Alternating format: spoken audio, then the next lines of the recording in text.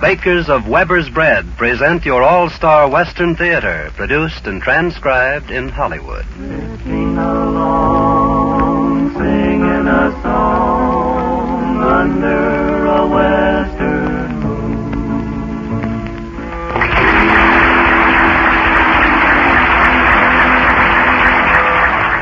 From Hollywood comes your all-star Western theater starring America's great Western singers, Foy Willing and the Riders of the Purple Sage, bringing you the music, the stories, and the spirit of the great open spaces. And now, here are the Riders of the Purple Sage. Riding down the Santa Fe, just beyond the mountains and across the way. See that sun hang low in the west, o'er the land I'm loving the best.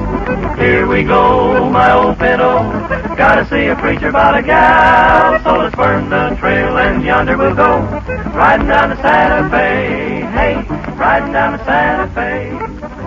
Riding down the Santa Fe, gonna see the boss and I'll collect my pay. Need $100 or more to get that ring she's been waiting for.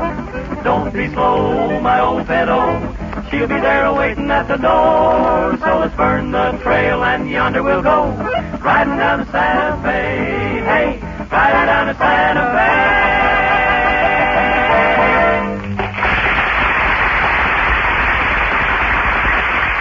Thank you, friends. When you make a trip through the West these days, you're apt to be surprised at the way in which the old has been combined with the new. Every city, including the big important one, still takes pride in carrying on the tradition of Western hospitality. Yet, even the ramshackle cafes of the most lowly cowtowns now feature a jukebox. The same brightly colored jukebox to be found in entertainment palaces throughout the land. But stop a while at a Western jukebox, and you're almost sure to hear this song, No One to Cry To.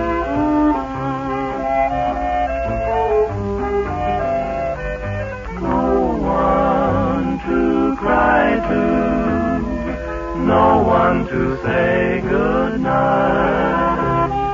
No one to tell my troubles to. No one to sigh to. No one to hold me tight. No one to cheer me when I'm blue. I go home to my lonely room and find there's no one there. And each night I beg of you, please answer this one prayer. And give me someone to cry to, someone to say I do, someone to whisper I love you. If I've done something very wrong, oh please forgive me, dear. Won't you promise from now on I'll always find you near? Please give me someone to cry to, someone to say I do, someone to whisper I love you.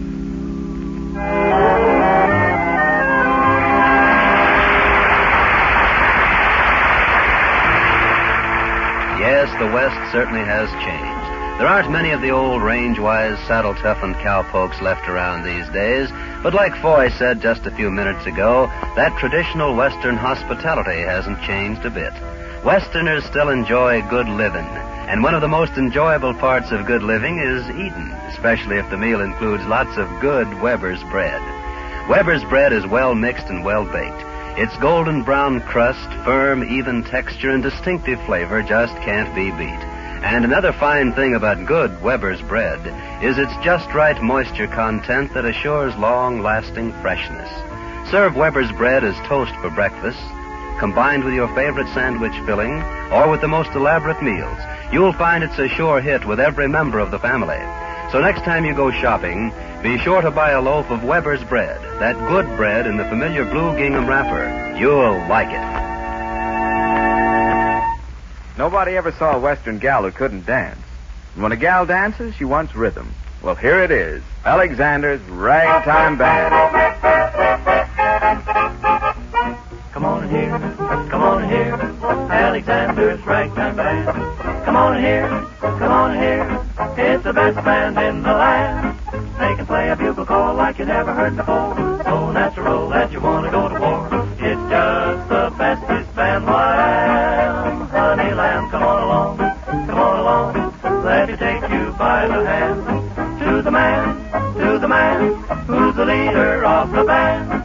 And if you want to hear that Swanee River play in ragtime, come on here, Alexander's Ragtime Band.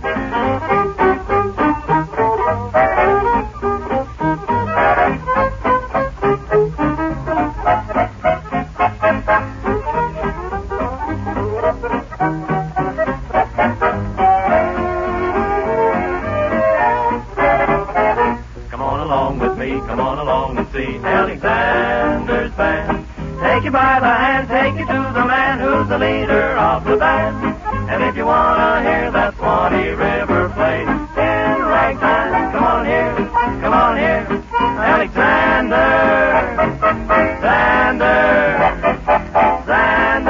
Ragtime Band.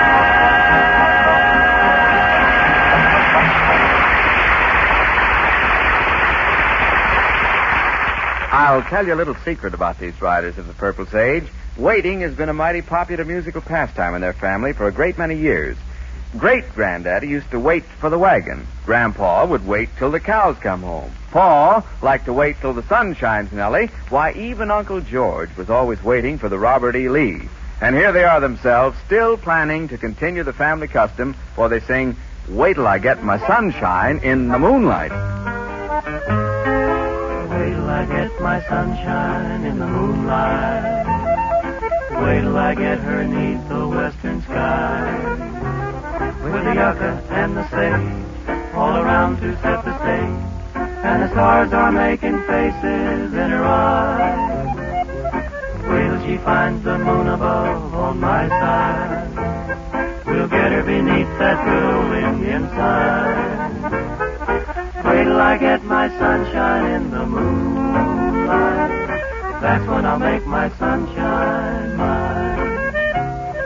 I'm in love with sunshine, my darling little sunshine. But does she love me? I'd like to know. Soon I'm gonna find out. I'm gonna speak my mind out the very next time the moon is low. Wait till I get my sunshine in the moonlight. Wait till I get her 'neath the western sky. With the yucca and the sage all around to set the stage, and the stars are making faces in her eyes. Wait till she finds the moon above on my side. We'll get her beneath that good old Indian sign. Wait till I get my sunshine in the moonlight. That's when I'll make my sunshine, reluctant little sunshine. That's when I'll make my sunshine mine.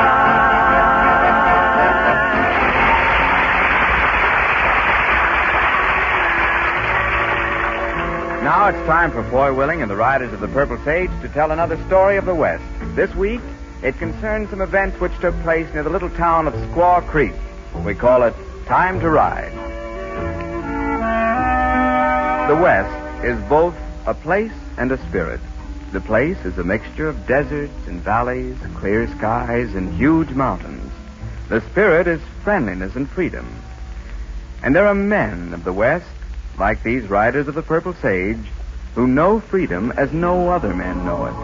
They're vagabonds whose joy comes from the feel of nature, from a knowledge that a star holds more beauty than any man-made contrivance, and a saddle more comfort than any chair. Before we get to where we're going, I want to warn you guys. No tricks and no funny business. You got to act like gentlemen. Oh, boy. No tricks at all. Act like gentlemen, huh? You heard me. This is a bride and groom we're calling on.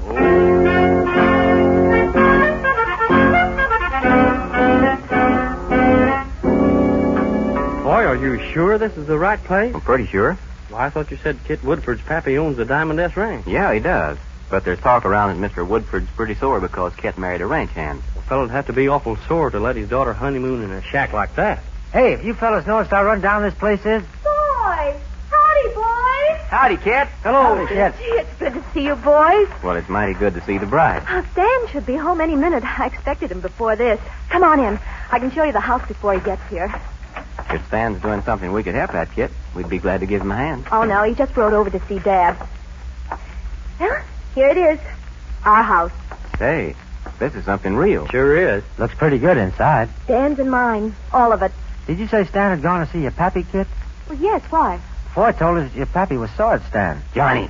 You did, Foy. You practically said her pappy kicked him out because she married Stan. Johnny, Kit, I'm awful. I should think you would blush, Boy Willing. Johnny, you ain't got no more brains than an abandoned corral. What did I do now? Oh, never mind, Johnny. Boy probably did tell you that. And the sad part is, it's true. But the last thing we wanted was to make you feel uncomfortable, Kit. Oh, I don't feel uncomfortable. I believe, and so does Stan, that Dad's jealous of us, that's all. He remembers how he and Mama were when they started out. They were going to live this way, too. But they didn't very long. Because Dad got all tangled up in wanting to own things. Well, you don't seem to have changed much, Kit. From the way I was when you worked for Dad and I'd come home and tell you things. Yeah. No, boy, I haven't changed. I had to wait a long time before I found somebody who believes as I do. But Stan does. Well, that's great. We want to be able to look out this window here, see the mountains, and say, let's ride over to the other side for a while. Both of us think that's a better way to live than to have a big house, not be able to ride to the other side of the mountain or do what we like because we haven't time for anything except cattle and money. And I think you're right, too, Kit. When it comes our turn to die, we want good things to remember, not to suddenly realize we live in a trap and have nothing except a lot of money we can't take along. Dad's going to do that, I'm afraid. He never had a time to see the stars or listen to a campfire crackle. Well, there's Stan now. He's playing tricks again, knocking. Come in, honey. I should pay no attention, but I can't. Honey, I know it's you. Morning, Kit. But, Judge Moore. Oh, visitors. Oh, Judge, I thought you were Stan. I hope you'll forgive me for calling you honey. What's that? Oh, you know the boys. Boy Willing, Al Slowey, Johnny Paul. Oh, yes, of course. Howdy, boys. Howdy. Where's Stan, Kit? Well, he went to the ranch to see Dad, as you suggested. Yes? Hoping you'll be able to patch things up. What time did he leave? About 7 this morning. Why? I have some bad news for you, Kit. Tragic news. I don't quite know how to put it into words. Well, It's your father, Kit. Your father's dead. oh, no. I called to see him here at the ranch on business. Found him dying. He'd been shot. He tried to tell me how it happened, who did it, but the words wouldn't come.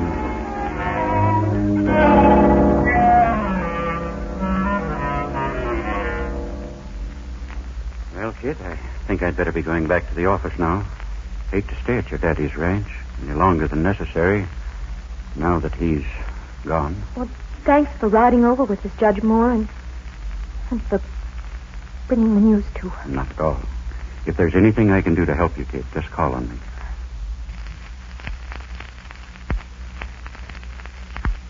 Your father and I were the best of friends, despite our little differences. Good day, boys. Good day, Judge. Hello, Judge. If she needs anything at all, boys, come right to me. Oh, boy. Take it easy, Kit.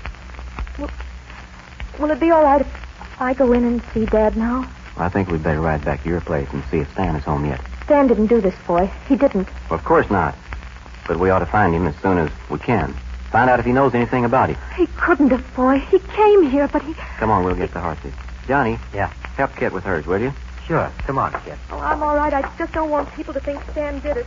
Judge Moore's already hinting he did. Here, Al. Keep this. What is it? Stan's pocket knife. Huh? See his initials carved in the handle? Oh, yeah.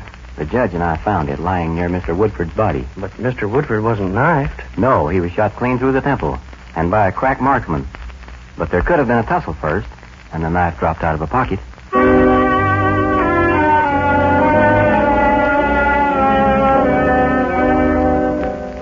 Oh, there's somebody at the house. Stan! Stan, is that you? Howdy. Oh, no, it's Vic True. Dad hired Vic to take Stan's place when Stan was fired. Well, Miss Kit. Boy. Howdy. Vic, you haven't seen Stan, have you? I saw him earlier in the day, and I'm looking for him again. Had a little difference of opinion, and I figured on settling it now. Where was Stan when you saw him, Vic? Prowling around the corrals of the ranch. I caught him red-handed. He said he was taking a few calves that belonged to you. Well, I do have some calves at Dad's. Yeah, well, I didn't like his attitude. Before we could settle things, your father told me to be about my business, said he'd take care of Stan. That don't go with me. I aim to handle my own troubles.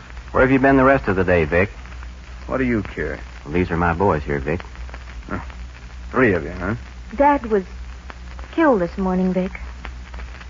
Killed? Your dad, Miss Kit? Well, I've been on the range all day ever since I left Stan.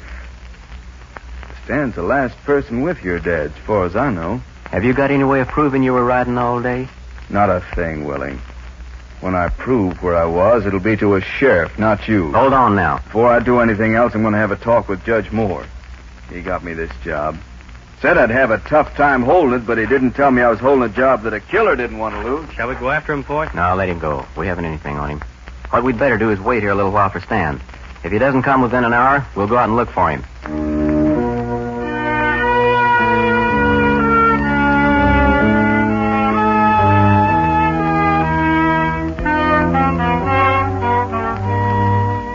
That's Stan, Foy.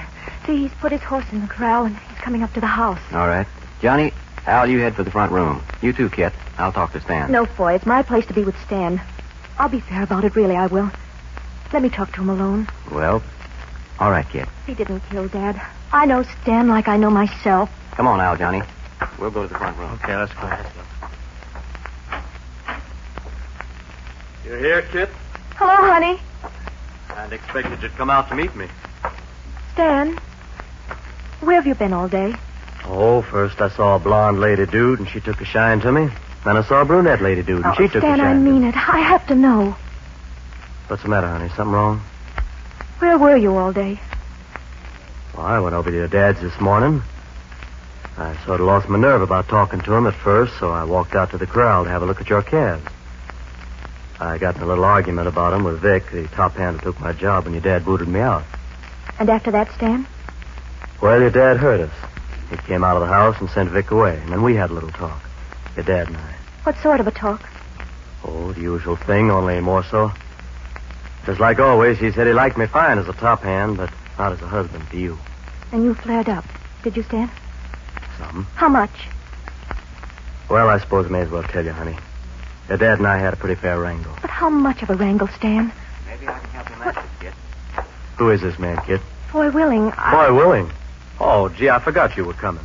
Kit reminded me early this morning, and I had to yours? go... Why, yes, that's my knife. How did you get it? When was the last time you saw this knife, Stan? I suppose you answer my question first.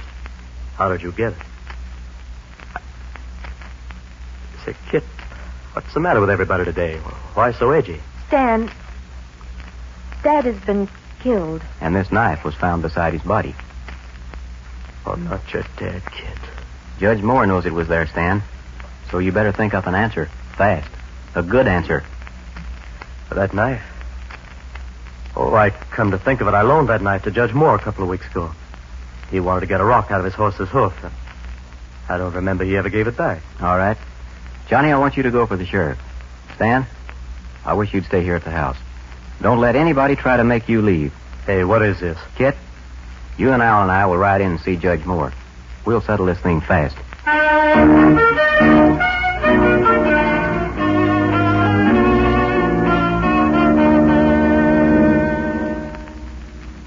Al, you wait outside here in case you're needed. Yeah. Kit, before we go inside, there's something more I want to know. All right. Judge Moore and your dad have been the bitterest of enemies ever since they were rivals for your mother, back in their younger days. When did they get friendly again? Just a few months ago. Boy, I tell you, Stan couldn't kill anyone. Let's go in. You here, Judge Moore? Hmm? Oh, good afternoon, Willie. Go ahead, Kit. Thanks. Well, kid, you're here, too. Now, what can I do to help you? There's a few things she'd like to know about her father's death, Judge. And I guess you're the only man who can give us that information. I'm glad to help in any way I can. Your daddy and I wasted a lot of time being enemies, Kit. I'll regret that to my dying day. Did I understand you to say that you were with him when the shot was fired? What? No. Oh, no, indeed. But I got there before he died. Tried to tell me who did it, but he was too far gone. Just a coincidence. You happened to be at the ranch. Or were you there for some special reason? Well, no, that's something I kind of hate to talk about at present, for. Your daddy called me out to his place, Kit. Said he wanted me to look over a new will he'd written. A new will? Yes, I have it right here somewhere. It was all written when I got there. Your daddy just wanted to make sure it was legal and binding. Oh, here we are. We'll skip the first part for the time being. This is what will interest you. If at the time of my decease, my daughter, Kitty Woodford Bell, has not divorced her husband, Stanley Bell, then my estate shall be used to establish an institution for homeless boys, with my ranch used as headquarters for the aforesaid institution, and Judge Fremont Moore shall be the sole administrator for the entire... Never mind the rest, Judge. What? You may be the best lawyer in these parts, but you're not the smartest killer. Boy. Killer? You gave yourself away when you first told us Mr. Woodford was dead. I wasn't sure what your motive could have been then, but the will told us. You wanted to control his fortune. Better watch what you're saying, Foy Willie. You claim Mr. Woodford tried to talk to you before he died. That was impossible. The bullet went straight through his temple. He died instantly. Willie, I'd advise you made another mistake, too. You forged that will. But in forging it, you wrote Kit's name down as Kitty. If you hadn't have had that long quarrel with her father, you'd have known her right name is Kit, in honor of Kit Carson. Before Mr. Woodford got tangled up and wanted to own things, he admired the free way in which Kit Carson lived. He vowed he'd name his... better reach for the ceiling, Foy. You too, Kit. Oh, yeah? You're too smart for your size, and I'll have to cut you down a little. I wouldn't if I were you, Judge. There's others who know about this. How carefully it was planned. From making up your quarrel just at the time Kit was married. From borrowing Stan's knife and never returning it. All the way to hiring your own man as Mr. Woodford's new top hand. And getting Stan to go out to the ranch on the morning you meant to do the killing. You've everything figured out, haven't you? All right, Judge. Huh? Put him up. Oh, no, you don't. Get him, Al. Rush him. We want him alive.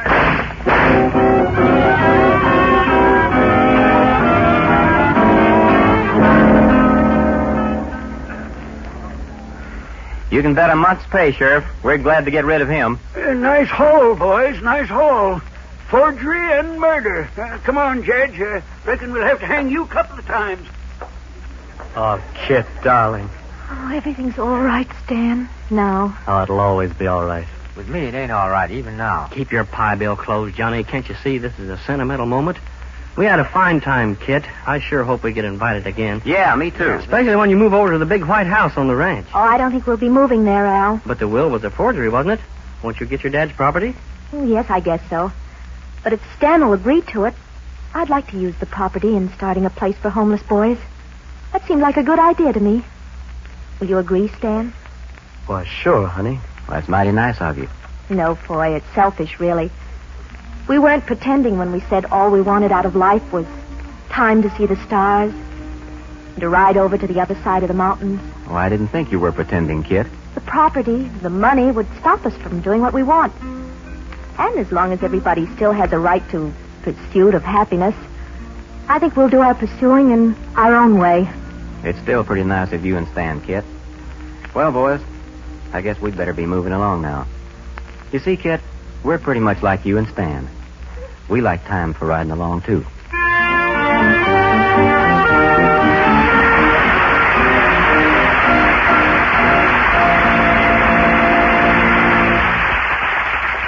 Well, Foy and the boys were just a little too smart for the judge, and they got their reward in the knowledge of having seen justice done, and also being invited to a dandy home-cooked meal. Good food, you know, is traditional among Western folks. Today, Westerners like to take time out once in a while and take off for the mountains or the beach on a good old-fashioned picnic. The next time you go picnicking, be sure to take plenty of sandwiches made with good Weber's bread.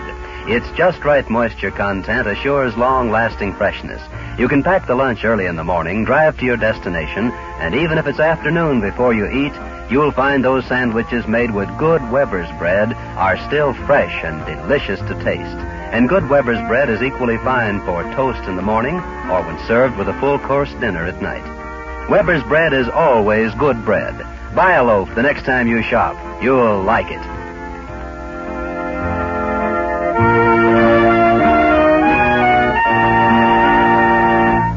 On each of these programs, Foy Willing and the Riders of the Purple Sage make a point of finding a special place for a truly great song of the West. Your opinions help them a great deal in making these selections. And today, they've chosen Home on the Range because so many of you have said it was a favorite. Home on the Range. Oh, give me a home where the buffalo roam, where the deer and the antelope play, where seldom is heard a discouraging word, and the skies are not cloudy all day. Home, home on the range, where the deer and the antelope play, where seldom is heard a discouraging word, and the skies are not cloudy all day. Oh, give me a land where the bright diamond sand flows leisurely down the stream, where the graceful white swan goes gliding along like a maid in a heavenly dream. And I would not exchange my home on the range, where the deer and the antelope play, where seldom is heard a discouraging word, and the skies are not cloudy all day.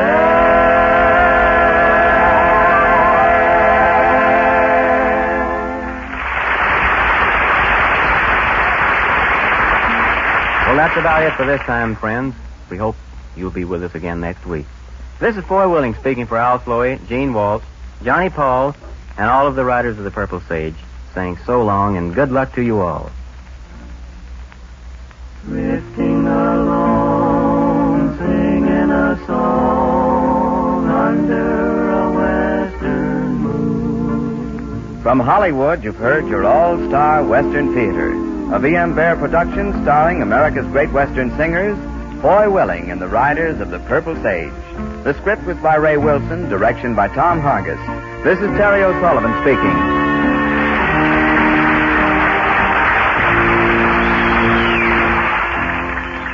The bakers of Weber's Bread have presented your all-star Western Theater, which was produced and transcribed in Hollywood and came to you from Columbia Square.